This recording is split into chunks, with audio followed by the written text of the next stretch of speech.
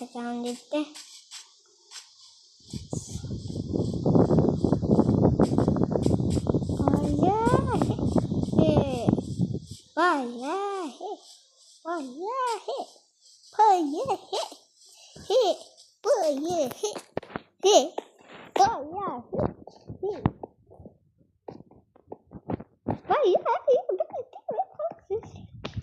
Dünyadan bazılarına kurtarsız diyakçalarımız var.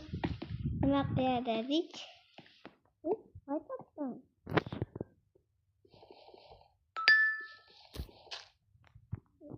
Sağ olun.